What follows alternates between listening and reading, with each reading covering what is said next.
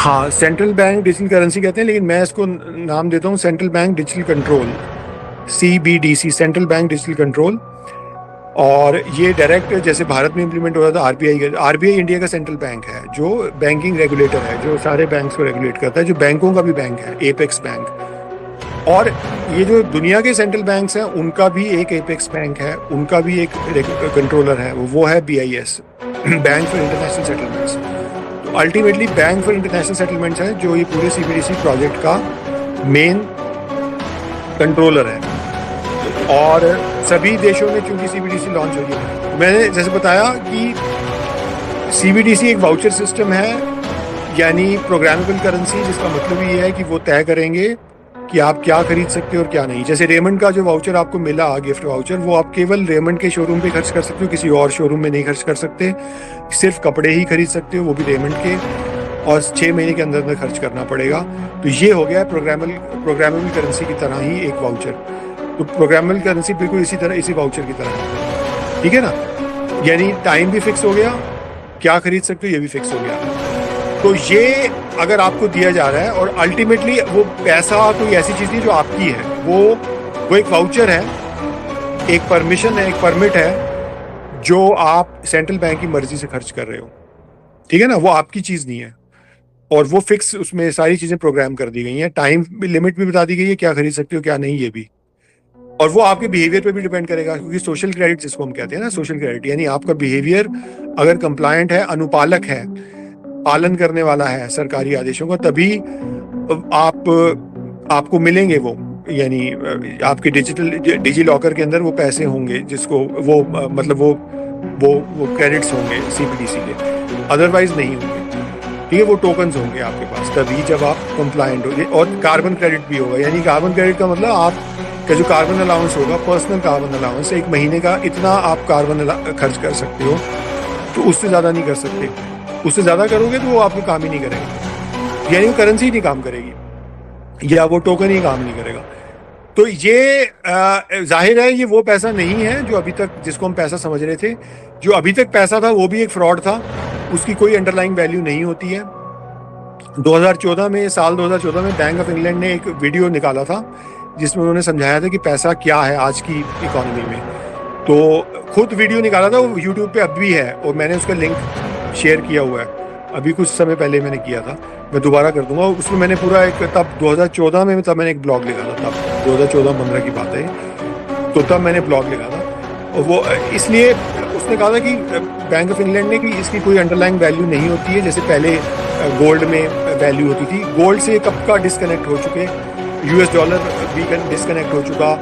तो ये कोई अंडरलाइंग वैल्यू नहीं है, फिएट करेंसी हवा में पैदा होता है। हवा में पैदा होने का मतलब है कोई भी बैंक जब लोन देता है तो पैसा पैदा हो गया, और पैसा वो कोई भी चीज़ वो छाप नहीं रहा, कोई नोट भी नहीं छाप रहा, वो केवल टिक टिक टिक करके एक अपने कीबोर्ड पे, अपने कंप्यूटर पे एंट्री कर रहा है। मान लिया किसी को 20 लाख का लोन आपने लेने गए बैंक से, उसने 20 लाख लोग आपके क्रेडिट अकाउंट में डाल दिए, तो 20 लाख की करेंसी पैदा हो गई, यानी हवा में पैसा पैदा हो गया।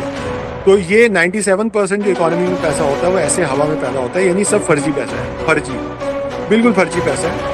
तो इसलिए जो करेंसी थी वो पहले भी समाज को कंट्रोल करने का जरिया थी, क्योंकि अल्टीमेटली, और अरबों रुपए का जो लोन है वो कौन लेते हैं, 97% जो सर्कुलेशन है, जो सारी बैंक लोन से पैदा होती है, उसमें मेन लोन, जो मोटे मोटे लोन है, वो कौन लेते हैं, वो बड़े पूंजीपति लेते हैं।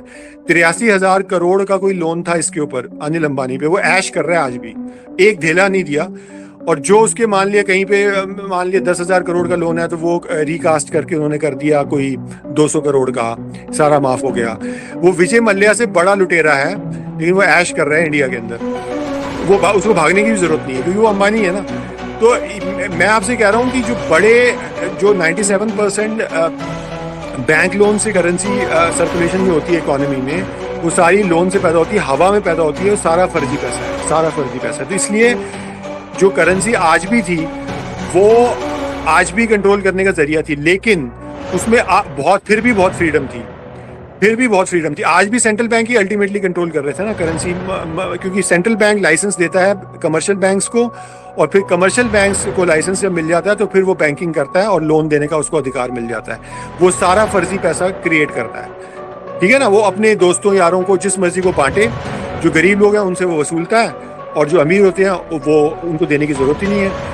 वो अपना 100 करोड़ की रोड अगर बनानी है तो वो 200 करोड़ का लोन ले लेते हैं, अपनी जेब से एक ढेला नहीं डालते, और जनता को कहते हैं ये प्राइवेट इन्वेस्टमेंट है। प्राइवेट इन्वेस्टमेंट ढेला नहीं होती, उसमें ढेले की ये फ्रॉड चलता है।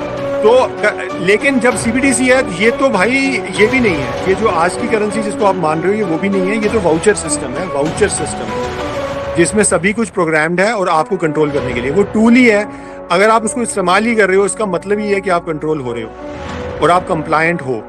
अगर आप नॉन कंप्लायंट हो तो आपके पास वो टूल होगा ही नहीं, क्योंकि आपका डिजी लॉकर फिर बनेगा ही नहीं। ना तो आपका डिजी लॉकर बनेगा जिसमें आपके वो टोकन्स होंगे जिसको आप सीबीडीसी कह रहे हो या ई रूपी कह रहे हो, और ना ही आप उसको ऑपरेट कर पाओगे। क्योंकि अब जैसे कपिल बजाज है वो सरकार के खिलाफ बोल रहा है 5 साल से, तो मेरा डिजी लॉकर नहीं बनने वाला। अगर कल को ये अगले 1 साल में या 2 साल में ले आए सिस्टम, तो मेरा डिजी लॉकर ही नहीं बनेगा। तो मुझे अगर रोटी खरीदनी है या कोई ट्रांजैक्शन करना है तो मैं कर ही नहीं पाऊंगा, मुझे तो किसी और पे डिपेंडेंट होना पड़ेगा अगर मुझे चाहिए कोई चीज़ ट्रांजैक्शन करने के लिए।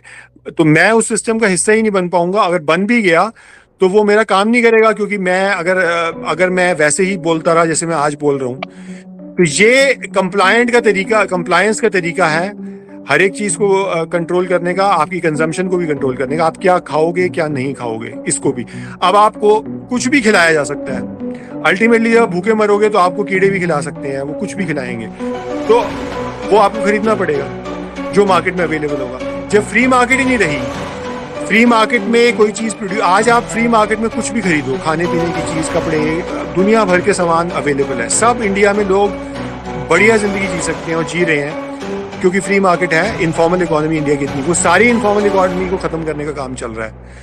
और जब सारा कुछ ही, जब सेंट्रल बैंक के कंट्रोल में करेंसी भी आ गई और बड़ी बड़ी सारी मार्केट्स जो है आपके स्टेक होल्डर कैपिटलिस्ट के हाथ में आ गई, तो फ्री मार्केट तो वैसे ही खत्म हो गई। तो उसमें आप क्या खरीदोगे और क्या बेचोगे?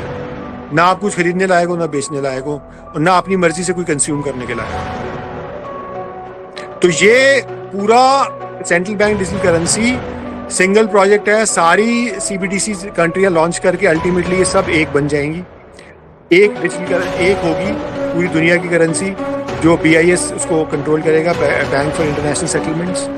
तो ये पूरा प्रोजेक्ट एक प्रोजेक्ट है बैंक फॉर इंटरनेशनल सेटलमेंट्स, जिसको कंट्रोल करते हैं रॉथस्चाइल्ड्स वगैरह। ठीक है, दुनिया के सारे सेंट्रल बैंक और मनी क्रिएशन यही कंट्रोल करते हैं। तो ये लोग हैं जो कंट्रोल करेंगे, और ये पूरी दुनिया को, यही सीबीडीसी को मैं वर्ल्ड गवर्नमेंट इसीलिए कहता हूँ, क्योंकि ये एक सेंट्रल कमांड एक ही बनता है, और वो है करेंसी।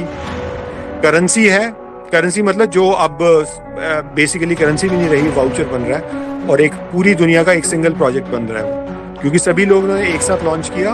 और धीरे धीरे आप देखोगे ये जो एक्सचेंज वैल्यू वगैरह ये सब खत्म हो जाएगी और एक करेंसी होगी, और वो चलेगी आपके बिहेवियर के ऊपर, आपकी सोशल क्रेडिट के ऊपर और आपके कार्बन क्रेडिट के ऊपर चलेगी, और वो सेंट्रली कंट्रोल होगी BIS से। तो जाहिर सी बात है कि ये पुराना करेंसी सिस्टम भी खत्म हो रहा है।